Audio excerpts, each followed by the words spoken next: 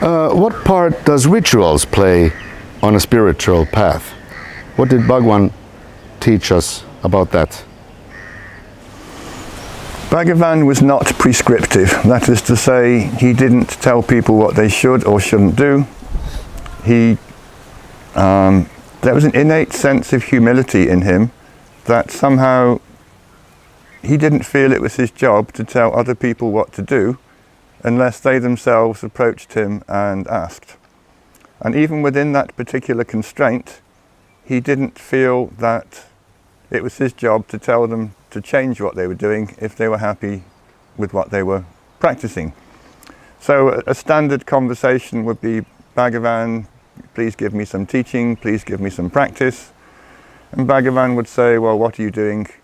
And if the person said, I'm chanting Krishna's name, he'd say, very good, carry on. So a lot of people would come to him who had a long established practice of ritual worship, and they had great faith in its efficacy, and never ever would he criticize them for doing it.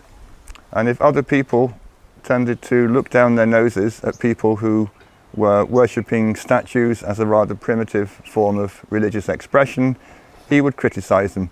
He would say, you're telling this person off for doing idol worship, but you yourself are doing idol worship every day. You take your body to be the idol, you bathe it, you clothe it, you treat it as if it's some great god. That's your idol worship. You're worshipping your body. Don't criticize other people who extrovert their spiritual inclinations into objects of worship. There's one man that springs to mind when you say this. He was a kitchen worker called Natesha Iyer.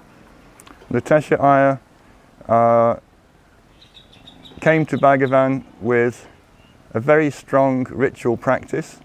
He would clean, decorate and worship a set of, I think, 5 images in his room every day. And his room was somewhere between the dining room and the cowshed at Ramanashram. Bhagavan would walk that way every day to inspect the cows, to make sure they were being properly looked after, to give advice to the people who worked there. And every day Natesha Iyer would wait outside his room and say, Bhagavan, I've cleaned my idols, I've decorated them, I've worshipped them, please come in and have a look. And every day for 2 years, Bhagavan would come in and say, very nice, very good.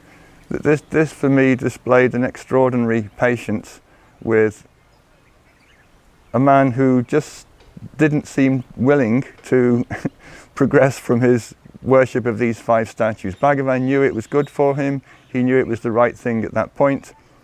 And then one day, Bhagavan was invited in for his usual daily inspection, and he just casually commented, oh, you're still doing this, are you? Not critical, not suggesting a change, but it was a light bulb moment for Natesha Iyer. He suddenly realized that this particular form of practice had run its course. He carefully wrapped up all his idols, immersed them in one of the neighborhood tirthams. That's what you do with religious objects that you no longer need. You give them a kind of ritual disposal by putting them in a holy tank. And after that, his path was more abstract. It was just surrender to Bhagavan. I think Bhagavan would accept that certain people had religious predilections which tended towards ritual worship, ritual practices. He would never ever tell them not to, but I think at some point in most people's lives a day would come when they'd think, well, I don't need to do this anymore, and of their own volition they would stop, and Bhagavan would generally approve of whatever it was they were doing, stopping and moving on to something else. But I don't recall a single instance of him ever making that happen against the wishes of the devotee who had the ritual practices. He was very tolerant of anything that anyone wanted to practice, so long as it wasn't physically dangerous or causing suffering to other people. If you thought it was doing good for you, then he was happy for you to continue with it. And eventually, at some point, most people would come to the conclusion, this particular practice has run its course, it's time to move on to something else.